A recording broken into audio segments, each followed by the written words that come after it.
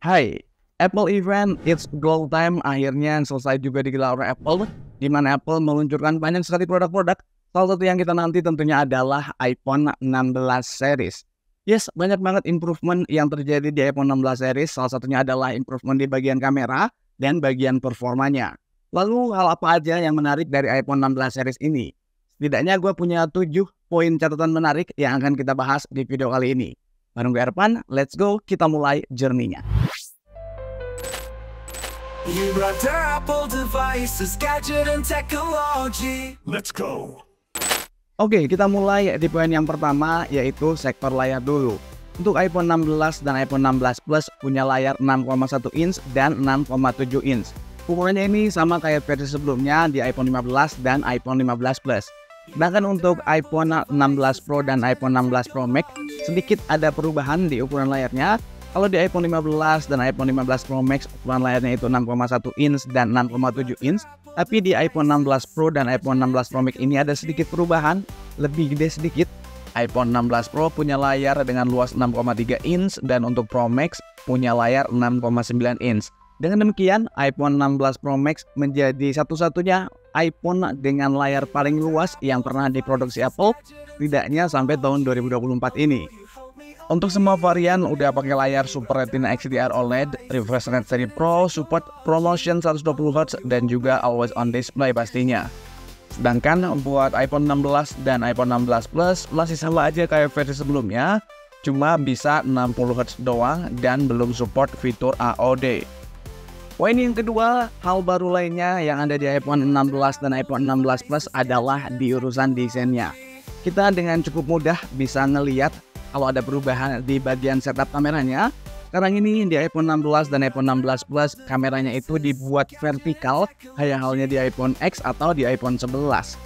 Selain itu, iPhone 16 dan iPhone 16 Plus juga sekarang udah dilengkapi dengan fitur Action Button, yang fungsi tetap sama, bisa kita jadikan shortcut untuk mengakses aplikasi sesuai dengan kebutuhan. Hal baru lainnya juga adanya tombol kamera kontrol dan juga dari varian warnanya lebih vibrant. Untuk varian warna iPhone 16 dan iPhone 16 Plus punya opsi 5 pilihan warna: black, white, pink, teal, dan ultramarine. Materialnya masih sama, pakai frame aluminium dengan bagian belakang terbuat dari glass. Untuk iPhone 16 Pro urusan desain bedanya cuma dikit doang. Ada kamera kontrol aja di bagian framenya. Selebihnya mirip-mirip kayak iPhone 15 Pro sih. Termasuk framenya yang menggunakan material titanium dan bagian belakangnya pakai material glass juga. iPhone 16 Pro dan iPhone 16 Pro Max varian warnanya ada black, white, natural, dan desert titanium. Tombol kamera kontrol yang ada pada semua model iPhone 16 bakal punya banyak fungsi. Misalnya aja buat kamera shutter, buat recording video, zoom in, zoom out, quick setting kamera, dan juga akan terintegrasi dengan Apple Intelligence untuk mendeteksi informasi dari objek yang di-capture pada kameranya. Cara kerjanya boleh dibilang mirip Touch ID di iPhone lawas lah, dengan menggunakan Taptic Engine dan akan merespon dengan haptic feedback. Lanjut di bagian yang ketiga adalah chipsetnya. Kali ini di iPhone 16 dan iPhone 16 Plus, iPhone 16 Pro dan iPhone 16 Pro Max, chipsetnya itu pakai versi yang sama, nggak dibedain kayak halnya di iPhone 15 series. Cuma sedikit bedanya untuk seri iPhone 16 dan iPhone 16 Plus pakai A18 Bionic, sedangkan untuk seri Pro-nya pakai A18 Pro. Untuk chipset A18 Pro ada fitur yang namanya Ray Tracing Hardware Accelerate. Ini teknologi yang sebelumnya cuma ada di PC gaming atau konsol kelas atas doang. Sekarang kita bisa dapetin di iPhone 16 Pro dan iPhone 16 Pro Max. Fitur Ray Tracing ini bikin pencahayaan di game jadi lebih realistis, bayangan dan refleksi terlihat lebih hidup, bikin pengalaman gaming jadi lebih naik kelas dan berkesan lagi. Apple juga mention kalau sekarang di iPhone 16 punya sistem manajemen thermal baru yang lebih baik, jadi bisa lebih menghantarkan suhu panas pada mesin yang bakal bikin iPhone seharusnya bisa lebih adem dan bisa memaksimalkan kemampuannya. Nah, lanjut ke bagian yang paling ditunggu-tunggu, yaitu sektor kameranya. Baik iPhone 16 reguler maupun iPhone 16 Pro punya upgrade yang cukup menarik di bagian kameranya ini. iPhone 16 dan iPhone 16 Plus punya setup dual kamera dengan main kamera 48 megapiksel Fusion Cam. Support telefoto 2 kali optical zoom, lalu satu lagi lensa ultrawide dengan 12 megapiksel yang diklaim lebih bisa 2,6 kali lebih besar menyerap cahaya dari versi sebelumnya. Lalu hal baru lainnya untuk seri iPhone 16 dan iPhone 16 Plus, sekarang lensanya itu udah dikasih lensa makro. Jadi lensanya lebih komplit, lebih lengkap. Ini sih mirip-mirip seri Pro-nya. Untuk iPhone 16 Pro dan iPhone 16 Pro Max juga nggak dibedain fitur kameranya. Keduanya punya lensa utama 48 megapiksel Fusion Cam, 48 megapiksel Ultra Wide Cam, dan 12 megapiksel telefoto dengan 5 kali zoom. Lalu apa sih yang dimaksud dengan Fusion Cam System itu? Jadi ini adalah sebuah teknik menggabungkan beberapa foto dengan mengambil exposure berbeda dari yang paling terang sampai yang paling gelap dari data tersebut, lalu digabung jadi satu output gambar yang akan menghasilkan sebuah gambar yang lebih detail, tajam, dan kaya warna. Untuk urusan perekaman video, upgrade-nya juga nggak kalah seru. Buat kalian yang senang bikin konten, senang bikin video sinematik, khususnya di iPhone 16 Pro dan iPhone 16 Pro Max, sekarang udah support format video Apple ProRes 4K sampai 120 fps. Jadi dengan hal ini slow motion bakal kelihatan lebih smooth, lebih halus, dan lebih dramatis lagi. It ruins it.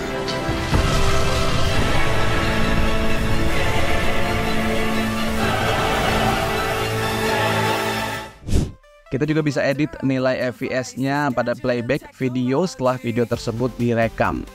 Next, fitur keren lainnya menurut gua adalah spatial audio recording. Dengan fitur ini kita bisa merekam suara surround 360 derajat, jadi suara yang dihasilkan seolah-olah datang dari berbagai macam arah.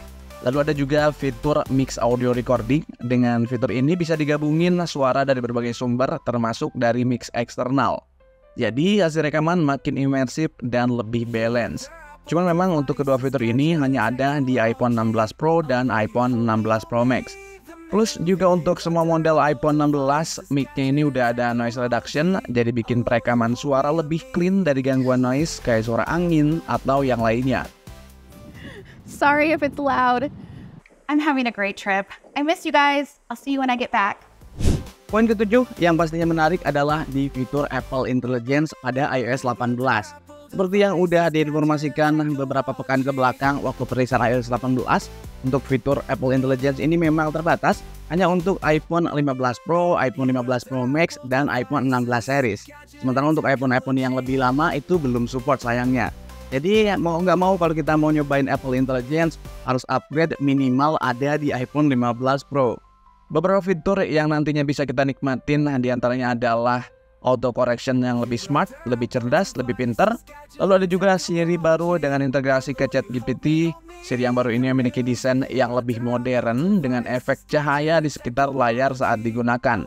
Namun memang setidaknya sampai peluncuran iPhone ini belum support untuk semua negara, hanya dengan menggunakan bahasa Inggris saja yang udah support. Nantinya akan bertahap dengan bahasa-bahasa yang lain juga. Berikutnya adalah ringkasan pada notifikasi.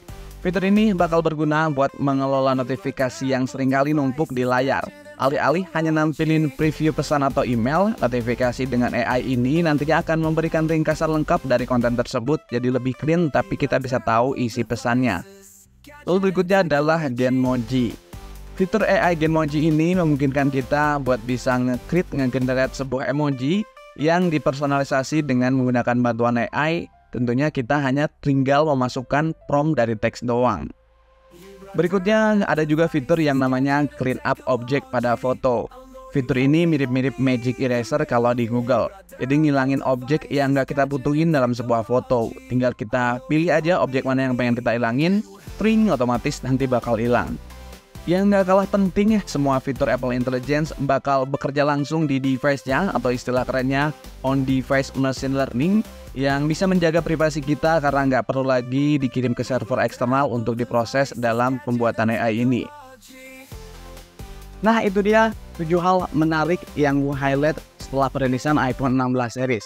Kira-kira menurut kalian gimana? Apakah worth it untuk upgrade ke iPhone 16, 16 Plus, 16 Pro atau 16 Pro Max? Atau tetap stay di iPhone yang sekarang kalian pakai?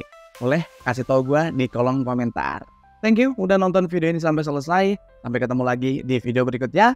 Thank you for watching. See you next video. Bye-bye. Brother Apple devices, gadget and technology. Apple devices, gadget and technology.